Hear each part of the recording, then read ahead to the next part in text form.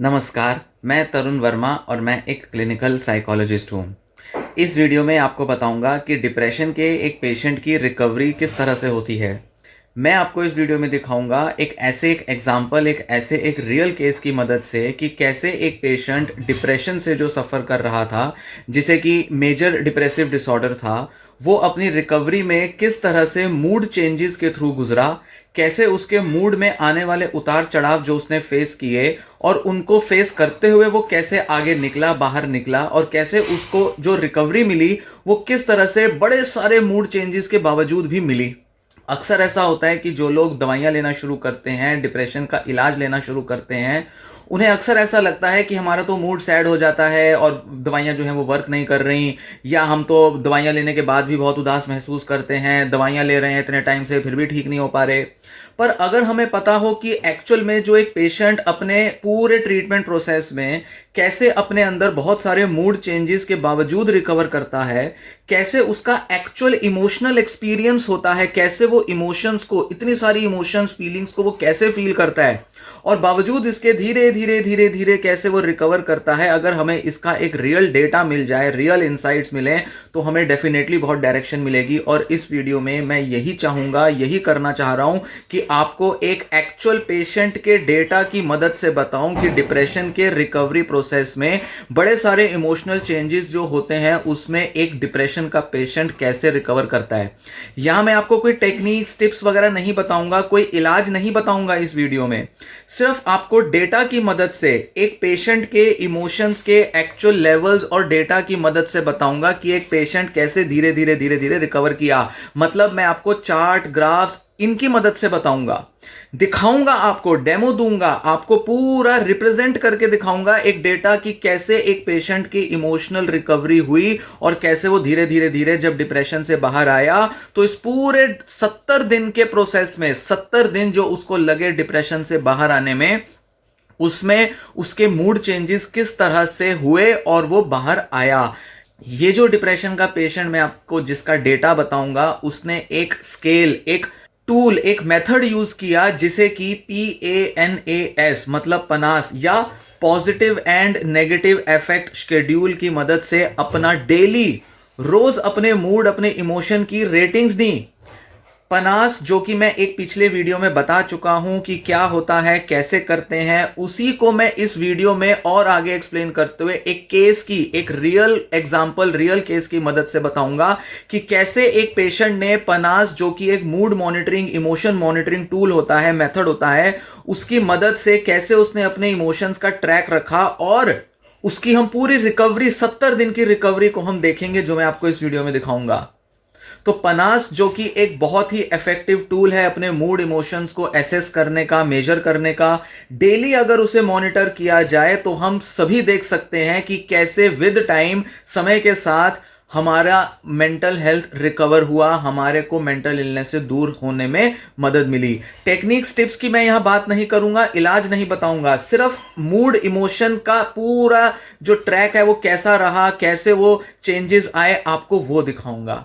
तो पनास थोड़ा सा मैं इस वीडियो में थोड़ा ब्रीफ में जरूर बता दूंगा। अगर आप ये वीडियो पहली बार देख रहे हैं और आपने मेरी पिछली वीडियो नहीं देखी, तो आप अपनी स्क्रीन पर देखेंगे, तो यहां आप देखिए, ये है positive and negative effect schedule, PANAS, SF मतलब शॉर्ट फॉर्म है इसका। इसके अंदर 20 अलग अलग इमोशंस दी होती हैं जो कि पॉजिटिव और नेगेटिव आपस में यहां मिक्स्ड हैं, और इसके अंदर पिछले एक हफ्ते या पिछला एक दिन, पिछला एक महीना, साल, कई तरह से अपने मूड और अपने इमोशंस के बारे में रिकॉर्ड रखा जा सकता है, मतलब रेटिंग दी जाती है। जैसे कि देखिए, पहली पॉजिटिव इमोशन है इंटरेस्टेड। इंटरेस्टेड मतलब मैंने अपने काम में दिलचस्पी ली। तो इसको हम इस तरह से 5 अलग अलग ऑप्शंस में हम रेट कर सकते हैं, जिनको 1 2 3 4 5 ऐसे करके रेटिंग दी हुई है। अगर हम बहुत थोड़ा सा इंटरेस्टेड फील कर रहे थे डेली एक्टिविटीज में, तो हम 1 को यहां पर रिपोर्ट कर सकते हैं। अगर थोड़ा सा ज्यादा महसूस किया इंटरेस्टेड, कोई एक दो ऐसी एक्टिविटीज हमने कर ली जिसमें कि इंटरेस्ट आया, तो 2 का हम रेटिंग दे सकते हैं। अगर काफी हद तक हमने मॉडरेटली हमने ऐसा महसूस किया, इंटरेस्टेड महसूस किया, पर बहुत ज्यादा नहीं था, 2-4 ऐसी एक्टिविटीज, शायद हम काम पे चले गए, शायद घर के कोई काम कर लिए, इसलिए हमें महसूस हुआ, तो हम मॉडरेटली लिखेंगे। या इसका रेटिंग देंगे। और क्वाइट अ बिट, मतलब काफ़ी हद तक हमने इंटरेस्टेड फील किया, पर फिर भी हम बहुत ज़्यादा महसूस किया ऐसा नहीं देखते, तो हम 4 की रेटिंग देंगे। या हमें पूरा दिन बड़ा इंटरेस्टेड फील हुआ, बड़ी दिलचस्पी रही, हर चीज़ जो हम दिन भर में कर रहे थे उसमें बड़ा मन लगा, बड़ा मन किया, इच्छा हुई इसको करने की, तो हम 5 की रेटिंग दे देंगे। ऐसे करके कुल मिला के ये 20 अलग अलग इमोशंस, हमारी मूड्स हैं जिसको कि रेट किया जा सकता है। 10 इसके अंदर पॉजिटिव इमोशंस हैं, 10 इसके अंदर नेगेटिव इमोशंस हैं, तो कुल मिला के हम देखेंगे 20 इमोशंस होती हैं इसके अंदर। फिर इसको स्कोर कर लिया जाता है, पॉजिटिव और नेगेटिव इमोशंस को अलग अलग स्कोर कर लेते हैं। तो ऐसे करके हमारे पास नेगेटिव और पॉजिटिव दोनों मूड के अलग अलग स्कोर्स आ जाते हैं। आइए अब आगे चलें, मैं आपको बताता हूं कि कैसे एक पेशेंट ने अपना बड़ा सारा डेटा दिया इस स्केल के ऊपर, जिसको कि मैंने एक ऑनलाइन लिंक सेंड कर दिया था। और उस पेशेंट ने डेली रोज 70 दिन तक अपने इन मूड का, इमोशंस का रिकॉर्ड रखा, उसको मॉनिटर किया और वो सारा डेटा मुझे ऑनलाइन अवेलेबल कराया। तो यहाँ हम देखेंगे, मैं आपको पहले ये डेटा दिखाऊंगा। तो यहाँ देखें, ये एक पेशेंट था जो मैंने बताया, पेशेंट 1 ऐसे करके मैंने इसको नाम दे दिया है। उसको मैंने लिंक भेज दिया था और उसने ऑनलाइन डेली भरता था और उसके पास रिकॉर्ड हो जाता था, मेरे पास भी रिकॉर्ड आ जाता था। तो ऐसे करके यहाँ पर डेट्स लिखी हुई हैं, ये उसके टाइमिंग्स हैं, वो कितने बजे भरता था ये क्वेश्चनेयर। ये स्केल जो है इसमें 1, 2, 3 बजे लेट सोता था पेशेंट, तो लेट भरता था अक्सर। पूरे दिन का वो अपना जो भी मूड होता था उसको यहाँ पर फिल कर देता था, very slightly, little, quite a bit, moderately, extremely, ऐसे करके भर देता था। तो यहाँ देखेंगे कि सारे के सारे जो उसके जो डेटा हैं वो यहाँ पर आ गए, रिस्पॉन्सेज आ गए। फिर इसको मैंने यहाँ पर फॉर्मूला लगा के एक्सेल के अंदर स्कोरिंग कर दी। जो 1 था वो 1, 2, 3, 4, 5 ऐसे हो गया। ये सेकंड शीट पर यहाँ पर ये डेट्स दी हुई हैं, यहाँ पर सबका आपस में स्कोरिंग हो रहा है। फिर अब यहाँ पर हम आएंगे ट्रेंड्स की तरफ। यहाँ हम देखेंगे कि पेशेंट के जो सारे जो रिस्पॉन्सेज हैं इनका ओवरऑल पैटर्न कैसा रहा, ओवरऑल किस तरह से ये जो पेशेंट ने जो पूरा डेटा भरा, ये कैसे 70 दिन के अंदर 70 दिन तक पेशेंट ने भरा। आप देखेंगे यहाँ तक, ये देखिए 70 नहीं, एक और 66 दिन है, तो 2 महीना, 2.25 महीने के करीब ये पेशेंट ने भरा। और ये जो लास्ट डेट है पेशेंट की, ये है 8 अक्टूबर की। ये देखिए 8 अक्टूबर की डेट है, अभी ये 3-4 दिन पुराना डेटा है और मैं इस पेशेंट से अभी भी डेटा ले रहा हूँ, पेशेंट अभी भी भर रहा है। तो उम्मीद है कि 1-1.5 महीने के बाद जब ये डेटा और आ जाएगा, मैं फिर से एक अपडेट आपको ज़रूर दूंगा। पर अभी का जो पैटर्न है, अभी का जो पूरा जो रिजल्ट है वो हम देखते हैं। अब अगर हम ओवरऑल देखें पॉजिटिव और नेगेटिव इफेक्ट का, ये जो पूरा जो रहा है, स्कोर्स रहे हैं उसके पूरे 66 दिन के, जो पूरे जो इसके पॉजिटिव मूड के और नेगेटिव मूड का जो डेटा रहा है उसका एवरेज रहा है, वो ऐसा रहा है कि पॉजिटिव मूड 25.32 और नेगेटिव मूड 27.85। तो ऑब्वियसली ज़्यादातर दिन उसका नेगेटिव मूड ही ज़्यादा रहा, क्योंकि पेशेंट डिप्रेशन में है, काफ़ी दिन तक डिप्रेस मूड चलता रहा, तो नेचुरली उसका नेगेटिव मूड ज़्यादा आएगा। पर मैं आपको एक बात बता दूं, ये पेशेंट रिकवर कर चुका है काफ़ी हद तक। ये जो स्कोर है ये 1 से लेकर 5 तक दिया जाता है और कुल मिला के दोनों में 10 क्वेश्चंस होते हैं या 10 आइटम्स हैं जिसे हम कहेंगे। तो हर मूड का जो स्कोर होता है, मतलब पॉजिटिव मूड का और नेगेटिव मूड का, वो 10 से लेकर 50 तक हो सकता है। मतलब मिनिमम 10 जाएगा अगर सब पर मान लीजिए 1 की रेटिंग आती है, और मैक्सिमम 50 जाएगा क्योंकि अगर मान लें हर एक पर 5 की रेटिंग आती है। तो 10 टोटल सवाल है, 10 टोटल आइटम्स हैं, मूड्स हैं, तो कुल मिला के 10 से 50 का स्कोर जा सकता है। तो एवरेज क्या आया 66 दिन का, 25 पॉजिटिव मूड का और नेगेटिव का आया 27.85 या 28 भी बोल सकते हैं इसे। अब चलते हैं दूसरे ग्राफ की तरफ। यहां देखें, ये हैं पेशेंट के सारे पॉजिटिव मूड्स। आप देख सकते हैं कि पॉजिटिव मूड्स शुरुआत में कितने कम थे। यहां पर सारे पॉजिटिव मूड्स लिस्टेड हैं, इंटरेस्टेड हो गया, एक्साइटेड हो गया, स्ट्रांग हो गया। तो ये कलर कोडिंग्स हैं जो इसके अंदर हैं, हमें क्लियरली नहीं दिख रही, हमें वो फिलहाल वो देखनी भी नहीं है कि अलग अलग मूड, अलग अलग इमोशन को हमें चेक नहीं करना। पर ओवरऑल अगर हम देखें तो क्या हो रहा है, धीरे धीरे धीरे पेशेंट का जो मूड है वो पॉजिटिव की तरफ जा रहा है। आप देखेंगे बाद में काफ़ी लास्ट के दिनों में, मतलब अभी पिछले करीब 15-20 दिन में, पेशेंट का जो ओवरऑल जो मूड का जो लेवल है वो पॉजिटिव की साइड ज़्यादा है। जबकि शुरुआत में पॉजिटिव मूड्स कितने कम थे पेशेंट के, बहुत ही कम थे। मैक्सिमम रेटिंग 3 या 4 तक की जा पा रही थी। पर अभी कुछ टाइम से पेशेंट की जो पॉजिटिव मूड की रेटिंग है वो 5 तक भी जा रही है, मतलब एक्सट्रीमली वाली रेटिंग जा रही है। मतलब पेशेंट काफ़ी सारे ऐसे मूड्स हैं जो कि ज़्यादा महसूस करता है दिन भर में, जबकि शुरुआत में वो ऐसे मूड्स बहुत ही कम महसूस करता था। अब ये देखिए नेगेटिव मूड्स की रेटिंग्स कैसे रही। Distressed, upset, guilty, scared, hostile, irritable, nervous, jittery, afraid, ashamed, ये सारी अलग अलग नेगेटिव मूड्स हैं। शुरुआत में बहुत हाई थी ये, देखिए 5 की रेटिंग्स जाती थी सारे नेगेटिव मूड्स की। ये पेशेंट के एक्चुअल नेगेटिव मूड के स्कोर्स थे। 5-5 तक रेटिंग चली जाती थी। धीरे धीरे धीरे जैसे जैसे पेशेंट की डिप्रेशन से रिकवरी हुई, पेशेंट के स्कोर्स में कमी आ गई नेगेटिव वाले। और पिछले कुछ दिनों से 3 या 4 की रेटिंग तो पेशेंट छू ही नहीं रहा नेगेटिव मूड में। ज़्यादातर रेटिंग्स उसकी 1 और 2 की ही जा रही हैं। मतलब पेशेंट नेगेटिव इमोशंस बहुत कम महसूस कर रहा है। ये पेशेंट मेजर डिप्रेसिव डिसऑर्डर का पेशेंट है, मैं आपको बता दूं। अब आइए, अब हम इनका पॉजिटिव और नेगेटिव मूड का एक लाइन चार्ट देखते हैं कि कैसे दिखाई देता है हमें इन 66 दिनों में। ये देखिए, ये है positive mood versus negative mood, changes in recovery process. पूरे रिकवरी प्रोसेस में पेशेंट के मूड्स में किस तरीके के चेंजेस आए। लाल वाला नेगेटिव मूड है, नीला वाला पॉजिटिव मूड है। आप देख सकते हैं कि इतने सारे उतार चढ़ावों के बावजूद धीरे धीरे धीरे पेशेंट की नेगेटिव इमोशंस में कमी जरूर आई। और इतने सारे उतार चढ़ाव के बावजूद रोज कुछ ना कुछ नया होता था, कुछ पुराना होता था। पेशेंट के पॉजिटिव मूड में देखिए क्या एक ग्रोथ रही। मिनिमम 10 से लेकर, जो कि पॉजिटिव मूड था, मैक्सिमम इस टाइम शायद हमारा 44-45 के आसपास से लेवल जाता है। और नेगेटिव मूड जो कि शायद 48 के आसपास, 47 के आसपास था, अब वो धीरे धीरे धीरे कम होके 10, 15, 16, 12, 14 इतने तक रह गया। के पेशेंट के पॉजिटिव मूड्स डिप्रेशन के इस रिकवरी प्रोसेस में बढ़े, जबकि नेगेटिव मूड्स धीरे धीरे धीरे कम हुए। इस तरह से तो कोई भी लीनियर रिकवरी नहीं होती। हम ये नहीं कहेंगे कि स्ट्रेट लाइन में रिकवरी होती है। अगर हम कहें कि पॉजिटिव मूड ऐसे स्ट्रेट लाइन में बढ़ता जाएगा, ऐसे नहीं होता। और नेगेटिव मूड ऐसे स्ट्रेट लाइन में कम होता जाएगा, ऐसे नहीं होता। मूड्स की जो रिकवरी होती है वो ऐसे कम ज्यादा करके ही होती है। कभी कभी क्या होता है, मान लीजिए आपका, जैसे ये देखिए, पेशेंट का एक दिन नेगेटिव मूड कम हुआ, अगले दिन उसका नेगेटिव मूड कितना ज्यादा हो गया। अब आप कहेंगे अरे हमारे तो डिप्रेशन का ट्रीटमेंट काम नहीं कर रहा, दवाइयां काम नहीं कर रही, कुछ फायदा नहीं हो रहा, और आप दवाइयां छोड़ देते हैं। थेरेपी लेना शुरू करते हैं, थेरेपी छोड़ देते हैं। और देखिए, शुरू के दिनों की बात हो रही है ये। शुरू के दिनों में करीब 6-8 दिन तक शायद पेशेंट को नेगेटिव मूड्स में कोई खासा चेंज नहीं आया, जबकि उसका बढ़ा भी।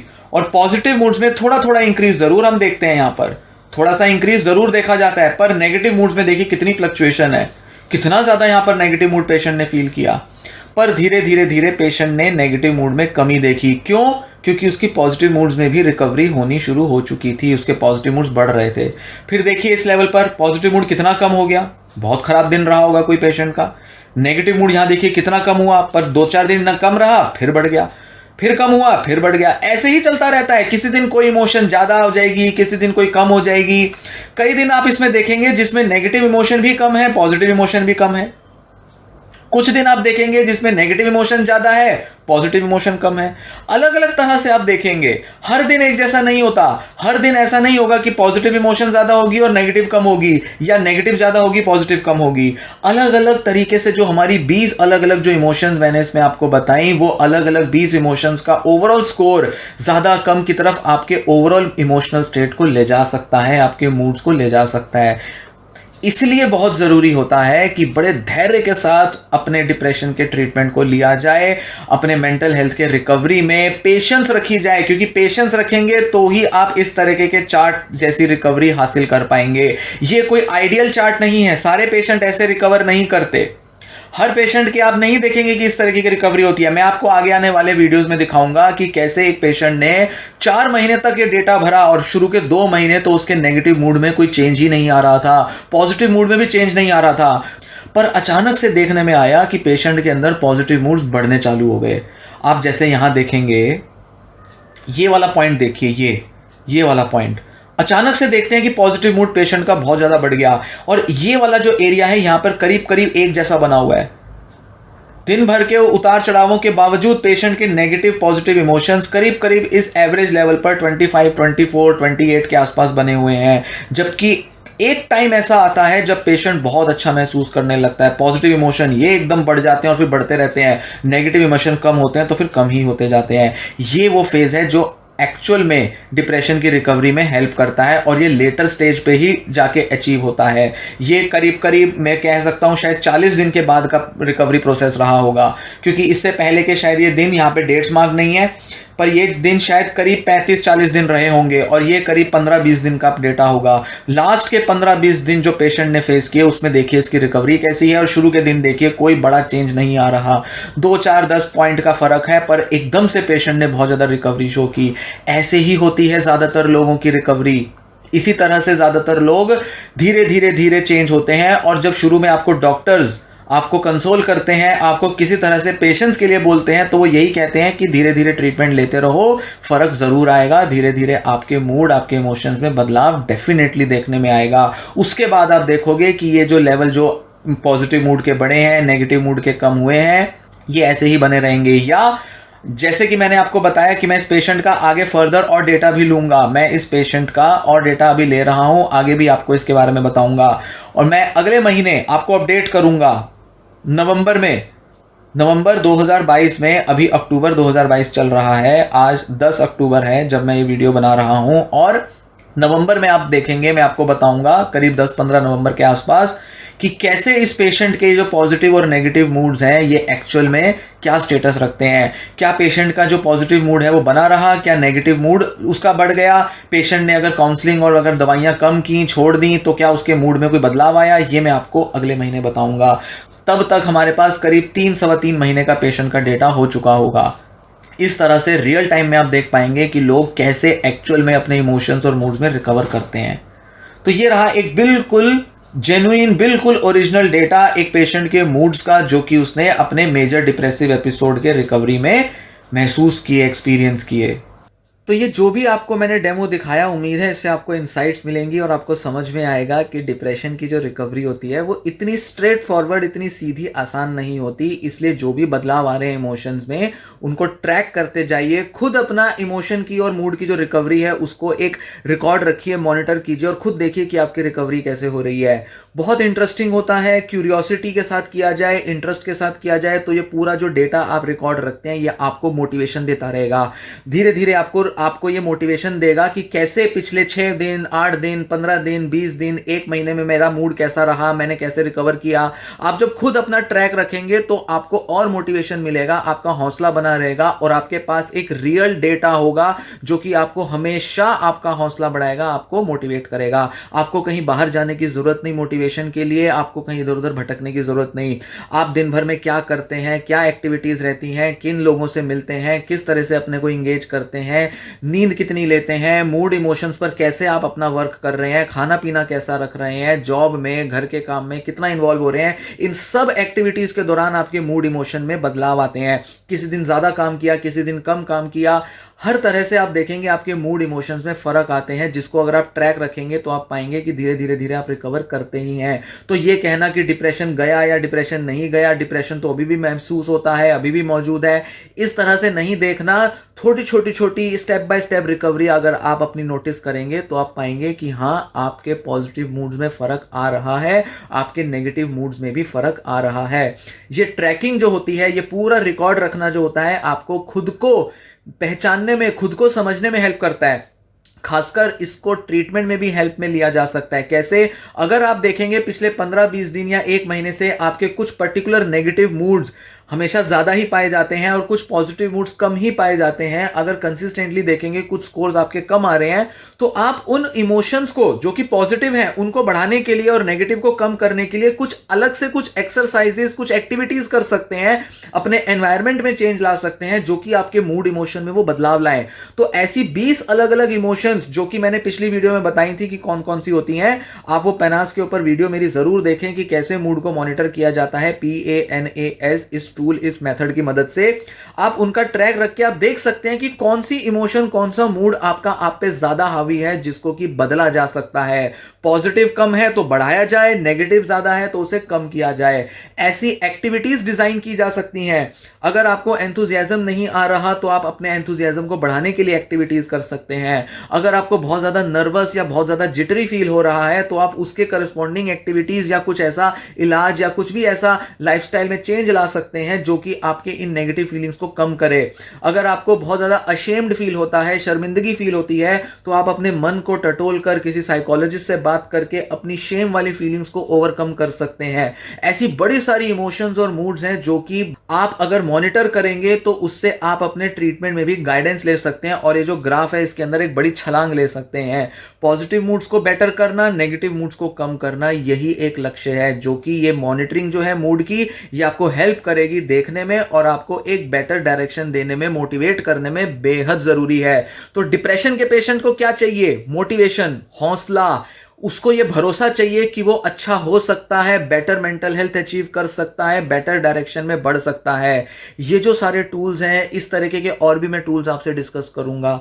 आपको डिप्रेशन को, मूड को, इमोशंस को असेस करने के, मॉनिटर करने के तरीके बताऊंगा। आप इसको यूज करें, देखें कि कैसे आप इनकी मदद से अपने रिकवरी को और फास्ट कर सकते हैं, बेटर बना सकते हैं।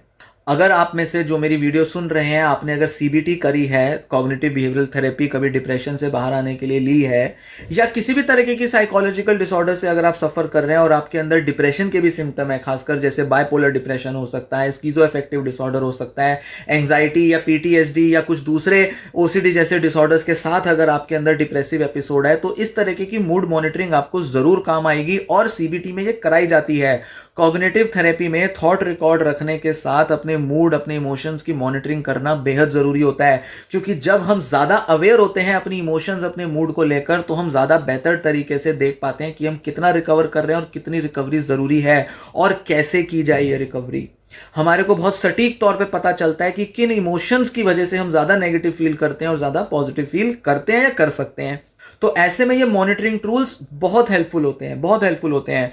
और जब तक हम अपने इमोशंस, अपने मूड्स के बारे में अवेयरनेस नहीं लाएंगे, अलग अलग एक्टिविटीज और एनवायरनमेंट के रिस्पॉन्स में किस तरीके का इफेक्ट, किस तरीके का इमोशन हमारे अंदर आता है, इसको हम जब तक चेक नहीं करेंगे, जज नहीं करेंगे, तो हम अपने को डील नहीं कर पाएंगे, अपने को साइकोलॉजिकल मैनेजमेंट नहीं कर पाएंगे। इसलिए थॉट्स का एनालिसिस हो, थॉट्स की मॉनिटरिंग हो जो कि थॉट रिकॉर्ड की हेल्प से की जाती है, या मूड मॉनिटरिंग हो जो कि पनास जैसे टूल्स की मदद से की जाती है, ये आपकी सेल्फ हेल्प, सेल्फ रिकवरी में बेहद जरूरी हैं ये टूल्स। अगर आप ट्रैक रखेंगे तो आपको पूरा पता चलेगा कि आप किस तरह से कितना इंप्रूव कर रहे हैं और कितना इंप्रूव करना जरूरी है। परफेक्ट लेवल नहीं आता, 50 का पॉजिटिव स्कोर, 10 का नेगेटिव स्कोर, ऐसा नहीं होता, हमेशा ऊपर नीचे रहता है। पर एक ओवरऑल रिकवरी हमारी अगर सही तरह से हो रही है तो हम पता कर लेते हैं। उसके अलग क्लिनिकल टूल्स भी होते हैं जो कि बताते हैं कि डिप्रेशन चला गया या नहीं चला गया। ये कोई डायग्नोस्टिक टूल नहीं है, इससे ये पता नहीं चलेगा कि आप कितने डिप्रेशन में हो, कि नेगेटिव इमोशन अगर 30-40 जा रही है और अगर पॉजिटिव अगर हमारी 10-15-20 पे आ गई तो मतलब हम डिप्रेशन में है। इससे कोई डायग्नोसिस नहीं होता। डायग्नोसिस के टूल्स, डायग्नोसिस के टेस्ट अलग होते हैं। ये सिर्फ मूड इमोशन को एसेस करने का तरीका है। ये डेली बेसिस पर, वीकली बेसिस पर, मोमेंट्री बेसिस पर भी किए जा सकते हैं। मतलब अभी आप कैसा महसूस कर रहे हो उसका भी टेस्ट लिया जा सकता है, इससे उसको भी जांचा जा सकता है। पूरे दिन में आपने कैसा महसूस किया, पिछले एक हफ्ते में कैसा महसूस किया, पिछले महीने में कैसा महसूस किया, या इन जनरल आप कैसा महसूस करते हो, क्या फीलिंग रखते हो, ये सबका असेसमेंट इस टूल की मदद से हो सकता है। और बहुत इफेक्टिव और बहुत ज्यादा रिसर्च में यूज किए जाने वाला ये टूल है, और क्लिनिकल एक्सपीरियंस में भी और क्लिनिकल वर्क में भी बहुत सारे साइकोलॉजिस्ट इसे यूज करते हैं। तो जो भी ये जानकारी दी, आपको मदद मिली हो, आपको इंसाइट्स मिली हो, आपको कुछ अलग चीज़ें समझ में आई हो, तो वीडियो को लाइक करें, वीडियो को शेयर ज़रूर कर दें, और चैनल सब्सक्राइब नहीं किया है, अगर ऐसी वीडियोस और देखना चाहते हैं कि और लोगों में इस तरीके की जानकारी पहुंचे, तो चैनल सब्सक्राइब कर लें, क्योंकि सब्सक्रिप्शन से और दूसरे यूट्यूबर्स को ये जानकारी मिलती है, उन्हें भी फ़ायदा होता है। तो चैनल के साथ बने रहें और इसी टाइप की और वीडियोस देखते रहें। ये वीडियो मैं यहीं समाप्त करता हूँ। धन्यवाद।